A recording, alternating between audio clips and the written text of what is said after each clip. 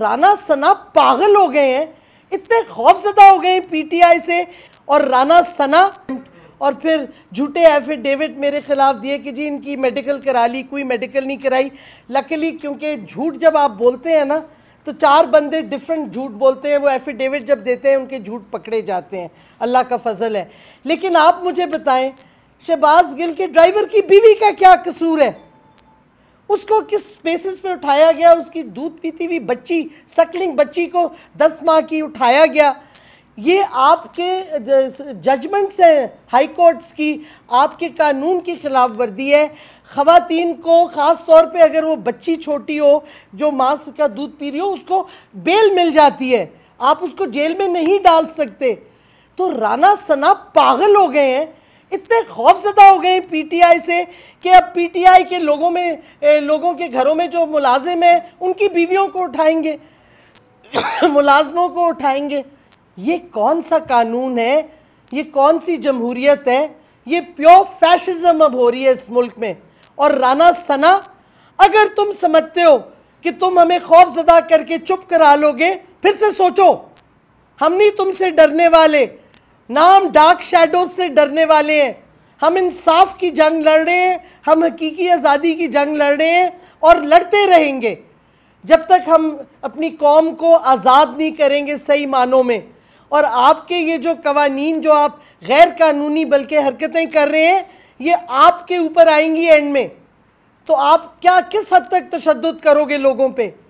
अब आप फिर इन्होंने कोशिश की कल रात को, परसों रात को और कल भी लेट आफ्टरनून को, कि शहबाज गिल को अडियाला से निकाल के पिम्स के बहाने ले आएँ इस्लामाबाद टेरिटरी में फिर से, और उसको फिर वहाँ तशद्दुद उस पर करें।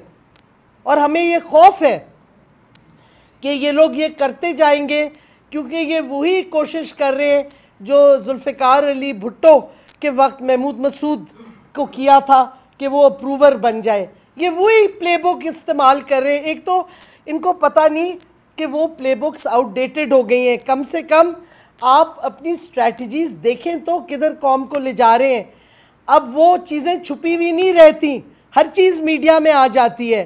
तो खुदारा राना सुनाला, कुछ अकल करो। आपकी अकल ज़्यादा नहीं है, हमें पता है, क्योंकि आपकी सारी उम्र गुंडागर्दी में गुजरी है, तो कानून तो आपको समझ ही नहीं आता। लेकिन कुछ कोशिश कर लो समझने की, इससे पहले कि और ज़्यादा पाकिस्तान में गड़बड़ आप करो, और ज़्यादा आप क्या कहते हैं पॉलिटिकल इंस्टेबिलिटी और इनसिक्योरिटी करो।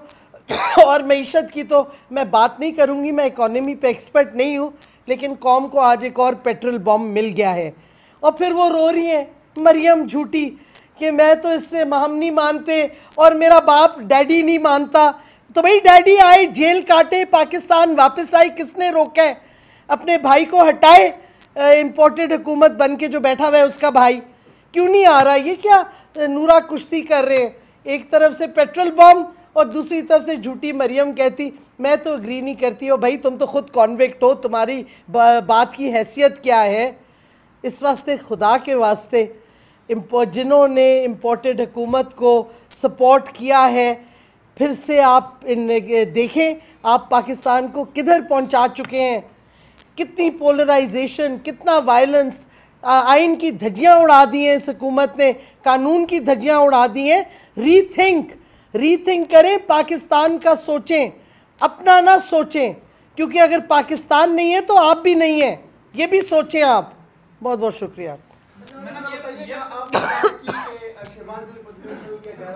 आपकी दूसरी हुकूमत में सेटिंग एमएनए अली वजीर के साथ भी इस तरह हुआ है, अभी भी वो जेल में है, तो आप लोगों ने उनके लिए आवाज़ क्यों नहीं उठाई? हमने बिल्कुल उठाई, हमारे ज़माने में फिर भी प्रोटेक्शन ऑर्डर होता था, आए थे।